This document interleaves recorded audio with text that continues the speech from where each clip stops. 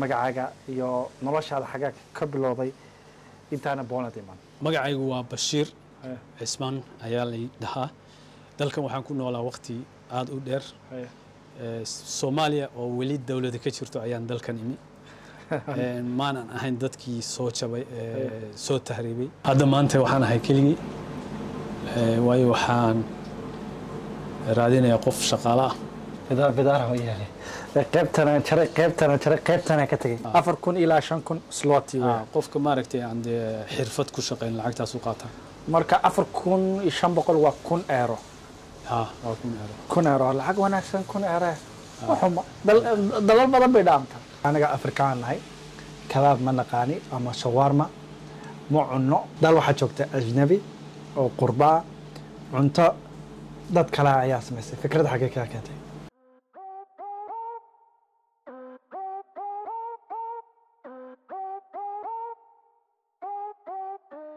magacaygu waa Bashiir Cismaan. waxaan ku noolahay dalkan Poland waqti dheer ayaan ku noolahay. dadka meeshan ku nool ee Soomaalida ma badna, waa dad aad u yar. waana dad shaqaysta. meeshan ma jirto wax la yiraahdo qaxoonti ama nolol qaxoontiyeed. qof kasta isaga bariiskiisa la soo baxa. waxaana taas tusaale aan idin siinayaa. anigu waxaan haystaa makhaayaddan oo la yiraahdo Royal Kebab oo ku taala magaalada Warsaw. waanan shaqaysanaa annaga oo dhan haddaan nahay dadka Soomaalida ee jooga dalkan. ma jirto wax caawimada oo laga helaa dawladda ama xukuumadda dalkan sida dawladaha reer galbeedka ee laga baxsho lacagta qaxoontiga ah. marka waxaan rabaa inaan waxoogaa idiin sii taabto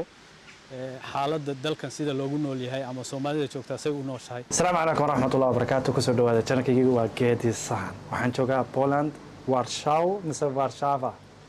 waxaa loogu dhawaaqaa dalkan luqadooda waxay ugu dhawaaqaan Warszawa laakiin waa Warsaw. Warsaw. Ani Warsaw of Germany. Okay, Warsaw ama Warszawa. Warszawa. Okay, laakiin Soomaalidu waxay u taqaanaa waxaa jira hees Soomaaliya la yiraahdo galbeed waa la xoreeyay laakiin Warsaw gaagixisay. waa Warsadii marka. Warsadii baan joognaa. wallahi istaamil ogeey waa baasatahay. waxaan la joognaa maanta nin businessman oo Poland ku leh meel kabaab ah. horta isku kay sheeg yaa tahay magacaaga iyo noloshaada xagaa ka bilowday intaana Poland iman? magacaygu waa Bashiir Cismaan ayaa la dhahaa. dalkan waxaan ku noolaa waqti aad u dheer. Soomaaliya oo weli dawladda ka jirto ayaan dalkan imi. maanan ahayn dadkii soo jabay soo tahriibay. marka alxamdulilah saasaan maaragtay sidiina waa u joogaa. waqti dheerna waa ku noolahay. waana familyna waa ku leeyahay. marka meeshana waxaa jirta waa la shaqaystaa nolosha meeshan ka jirta dalkan ma aha sida dawladaha reer galbeedka ee dadka Soomaalidu ay iska jiifaan intooda badan. dad shaqaysta way jiraan Soomaalida meel kasta la joogo. laakiin halkan haddaadan shaqaysan banaankaad jiifsanaysa. intaana iman xaggan toos waa u timaaday xaggan xagga ku noolay dalkii? waxaan ku noolaa Qatar baan ku noolaa. waxaan ahaa dadkii caruurnimada lagu keenay Qatar. تتكلم عربي؟ marka أنت عربي بس؟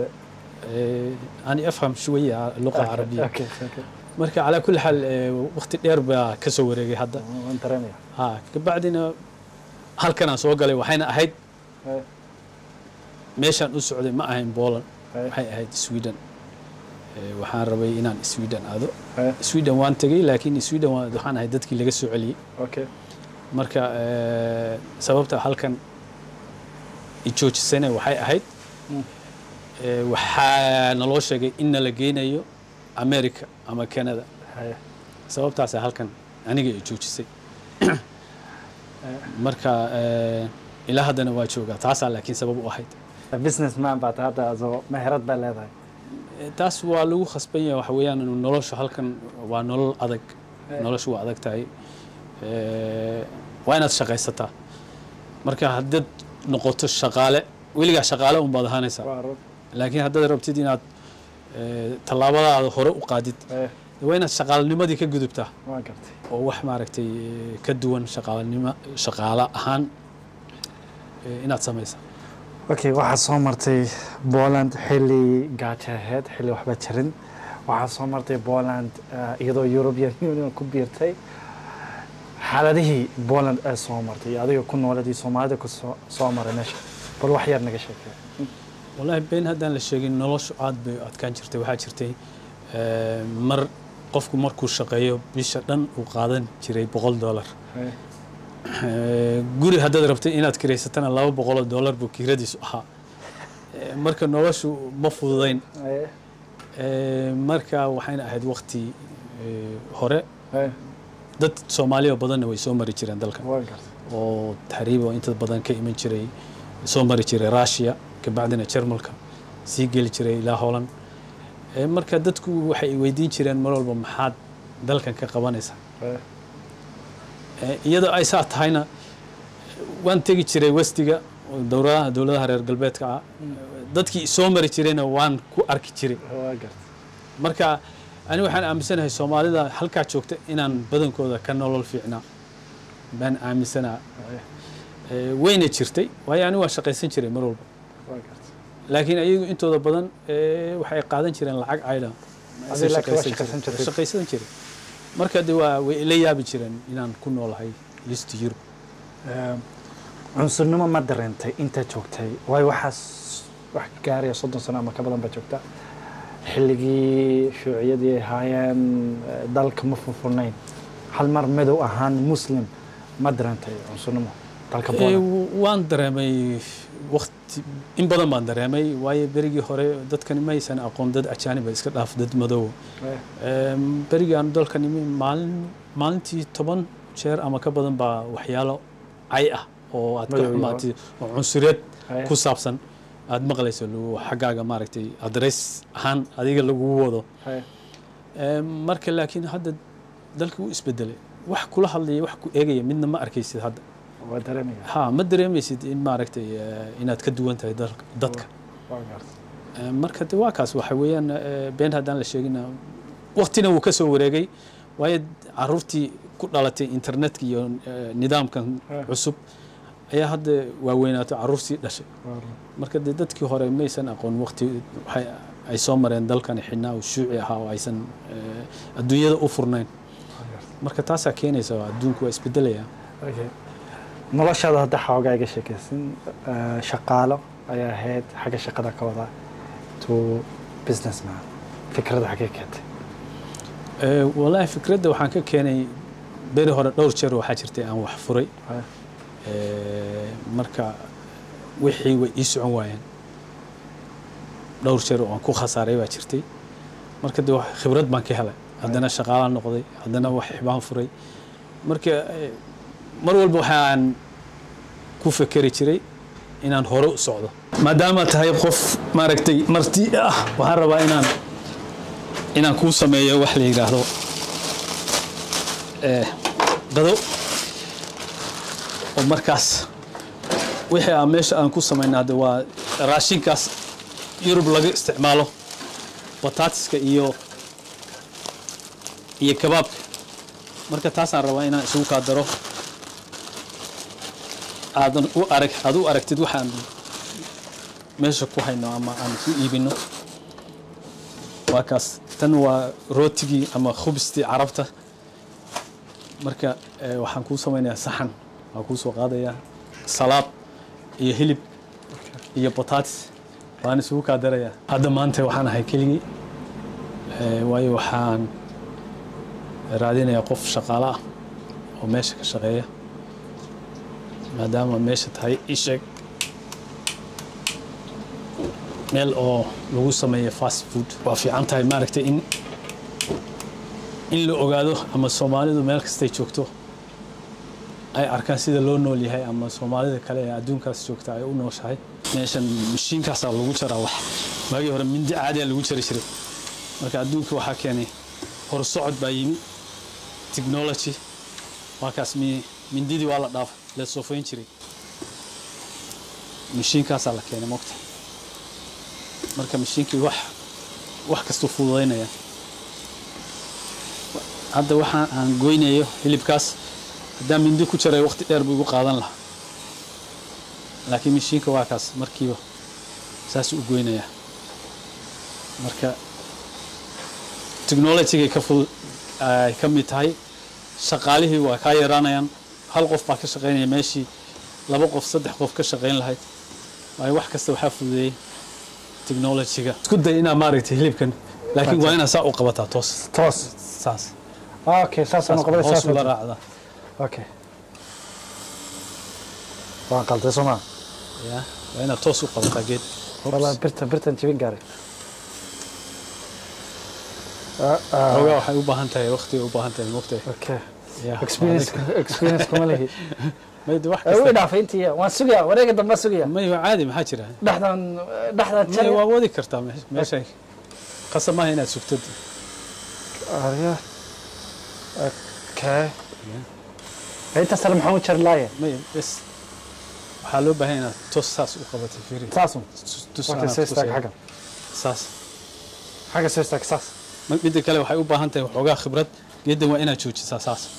aha okay ya waagas kaas labada gacmood bay maaragtay ku fiican tahay inaad lagu qabto okay saas waa joojiyay toos geed kaas okay bidaar oo yahay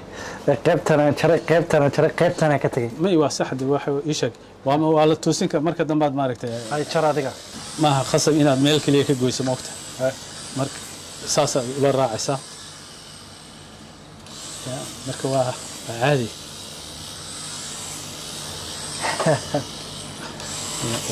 aniga laftigaygu markii ugu horeysay waxaan aan bilaabay maaragtay waa igu adkayd imsa sana ka shaqeynaysa may waqti hore ayaa mar maqaayad furtay muddo 2 sano ii furnayd kabacdina waxoogaa waxaa igu dhacay bankruptcy marka 2 sano meelahaasaan ka shaqaynayay meeshan ka hor marka 2 sano waa waqti dheer waqti waxa aad wax walba ku baran karto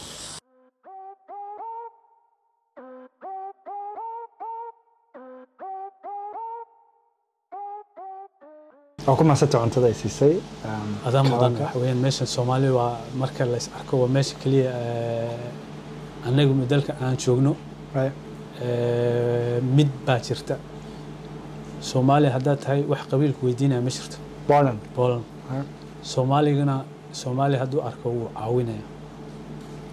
marka waxaan kaga duwanahay Soomaalida adduunka joogta ama meel kasta waxa joogaan ama ku noolaadaan waa taas waxaas la isma weydiiyo anaga Afrikaan nahay كباب ما نقاني أما شاورما مو عنو دال واحد شوكته أجنبي أو قرباء عنتا داد كلا عياس مثل فكرة حقيقة كانت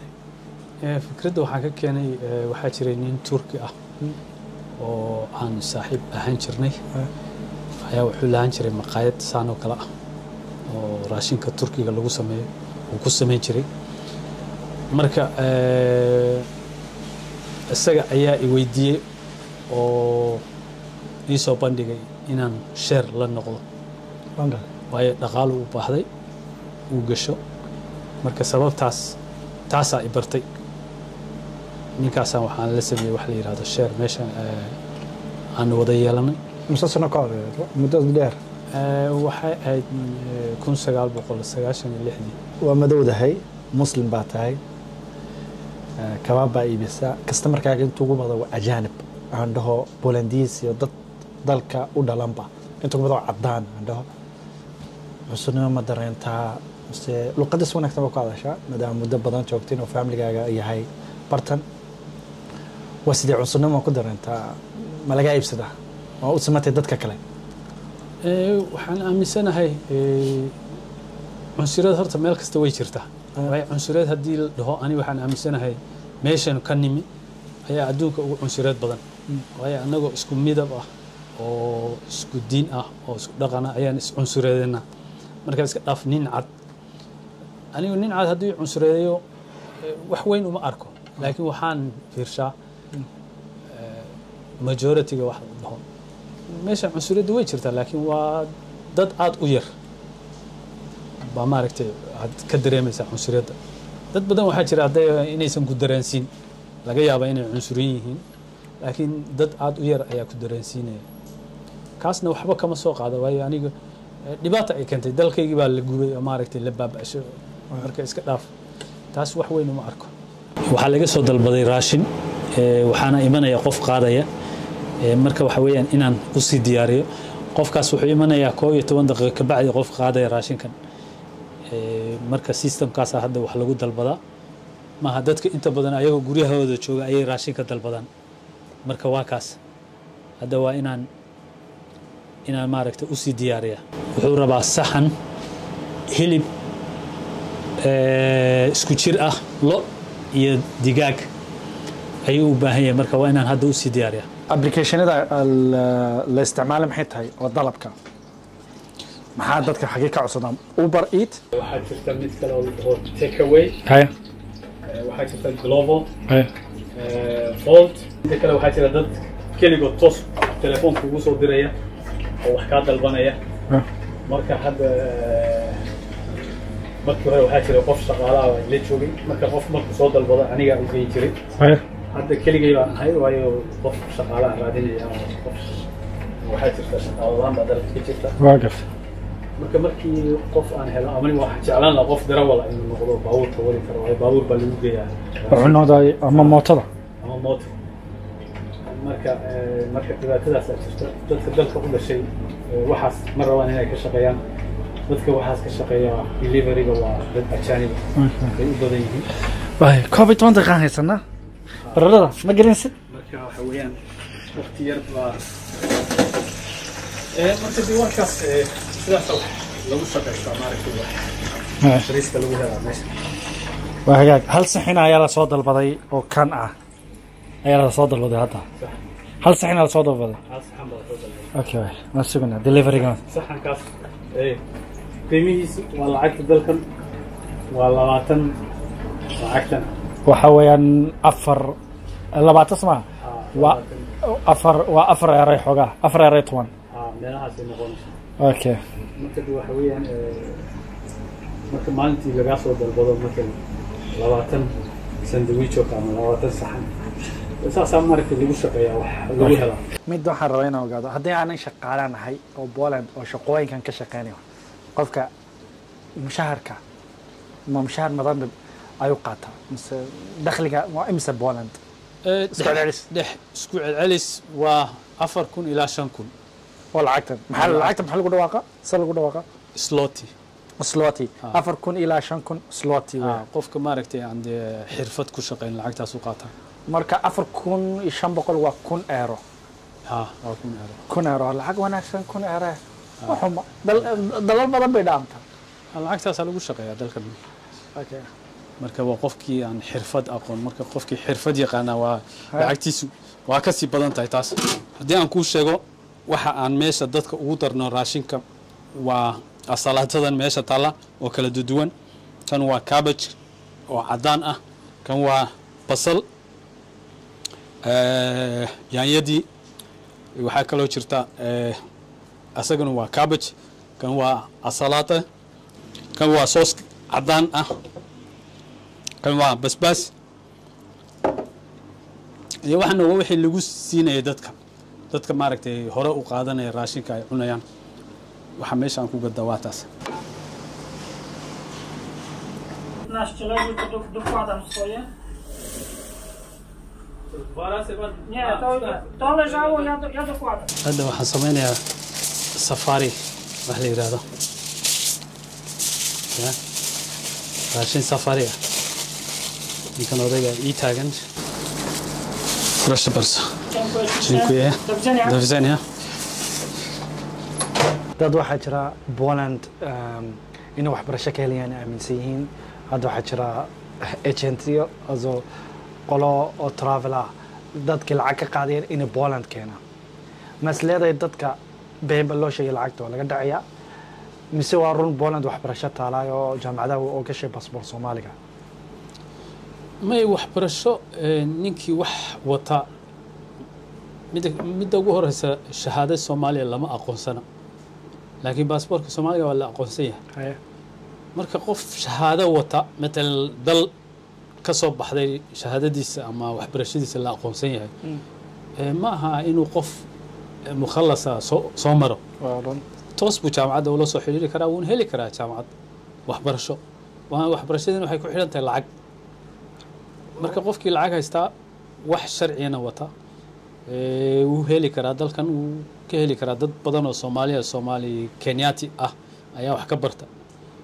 oo yimaada Ethiopian baa jooga laakiin dad qof Soomaali shahaado ah wata ma dhici karto in halkan looga ogolaado inuu waxbarasho uu ka helo waayo sababtoo ah markaad waxbarashada dalbanayso waxa lagu leeyahay shahaadadaada waa inaad geysaa safaaradda Poland ee dalkaas shahaadada Soomaaliya ka soo baxdayna lama cadeyn karo marka taas lama ogolaanayo waxbarasho in lagu helo taas laakiin dadka Turkiga ama Bangladesh ama Malaysia ama Ukraine jaamacad ka dhameeya ama wata wala aamin kara wala aamin kara waayo waa la xaqiijin karaa inay jaamacadaasi jirto ama meeshaas uu ka soo baxay iskuulku soo dhameeyay inuu jiro okay marka saad darteeda masterka waa sameyn kartaa Poland dadka soo tahriibiya hadda xuduudka Belarus ayaa ugu furan dad badan baa hadda soo galay 40 ka badan waxaana tarinaysa dadka soo socda oo Belarus lagu dhaci doona oo tahriib dheer u soo mari doona baraf baa soo dhow maxaa leedahay aniga haddaan lacagta haysan lahaa ay qarash garanayaan Yurub ku imanayaan oo aan Afrika ku haysan lahaa ama adduunka kale Yurub uma soo bixin mana soo aadan waayo lacag aad u tiro badan baa ku soo baxaysa tahriibta markay halkan yimaadaanna lacagtaas inay helaan waxay ku qaadanaysaa waxa laga yaabaa noloshooda dhan marka dadkani ma aaminsan waxay aaminsan yihiin bas Yurub laakiin Yurub waa laga yaabaa qofkii shaqaysanaya hadduuba sharci helo waqtigan la joogo way jiraan dad badan oo shaqaysta laakiin qofka hadduusan aqoon lahayn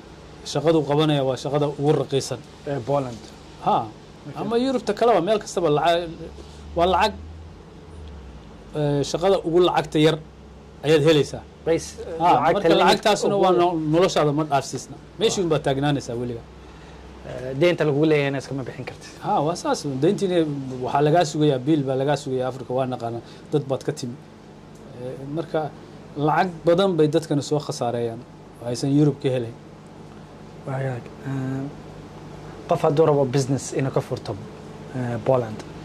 ma kula soo xiriiri karaa waa la soo xiriiri karaa waxyaalo badan oo laga faa'iideysan karaa jira sida waxay ku xidhan tahay qofkii muxuu rabaa marka hore maxay ku caantahay xaggan Soomaalida ahaan maxay ku caantahay ama Carabtan ama jaanibka kale maxay ku caantahay maxay u yimaadaan meesha may waxaa jirta halkan waxaa la furi karaa business sida halkan oo kale sidaan wax u furay lacag badan uma baahna laakiin meeshan oo kale haddaad rabtid inaad Jarmal ka furto 100,000 euro waa inaad haysataa laakiin halkan 15,000 euro haddaad haysatid waad furan kartaa wax weyn baa u dhaxeeya meelaha qaarkood sida Scandinavian oo kale kama u furi karto waayo waxa lagu leeyahay ma soo baratay waxan ma ka soo shaqaysay aqoon ma u leedahay markaad aqoon u leedahay ka bacdi baad heli kartaa ogolaanshihi marka way fududahay ninkii maaragtay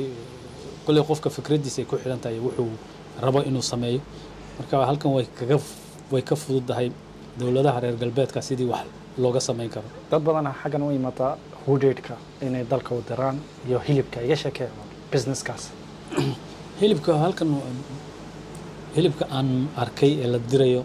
Turkiga loo diraa hilibka lo'da halkan laga diraa marka bariyahan dambe hilibkii aad buu qaali garoobay marka sababta darteed Turkigana lacagtiisa hoos bay u dhacday marka waxoogaa dhibaatadaas timi oo hakisay laakiin dad badan ma arkay Djibouti oo dharkaas mustacmalka dirta Djibouti way diraan waxaa kaloo la diraa lugaha baabuurta taayirada Djibouti mise dalkii Djibouti loo diraa laakiin sida aan ogahay Ethiopia loo sii gudbiyaa waa gartay marka waxyaalo badan oo maaragtay laga faa'iideysan jira dad waxaa jira looxyada oo kale dira Afrika u dira gaadiidka baabuurada baabuur waxaa jirta inta badan iska rogooyinka dad ka iibsada jira halkan way ka jaban yihiin dalalka kale Yurub way ka jaban yihiin laakiin waa baabuur aad u da'weyn intooda badan marka kuwaas waxyaalahaas dadku ka qaadan halkan kuwa kale digaaga ka shaqeeyana hilibka digaaga hilibka digaaga inta badan wuxuu u badan yahay wax xalaal ah oo gowracitaan Europe aan joognaa Europe-na halkan hilibka lagu qalo inta badan waxaa la geeyaa German iyo Faransiiska meelaha dadka muslimka ku badan yihiin iyo Ingiriiska markaas hilibka waxaa loo baahan yahay xayawaankaas in la gowraco sida diinta muslimku qabto marka dadka badan ee Soomaalida inta badan meeshan jooga waxay ka shaqeeyaan hilibkaas xalaasha ah marka lacagtan waxa maqla mushaar wanaagsan bal ka qaata xagaas marka la eego nolosha dalkan taala lacag fiican bay qaataan dadku qofkii halkan yimaade oo Soomaali ah inta badan qofkii sharci ka qaata shaqada marka meeshu ka bilaabo meeshaas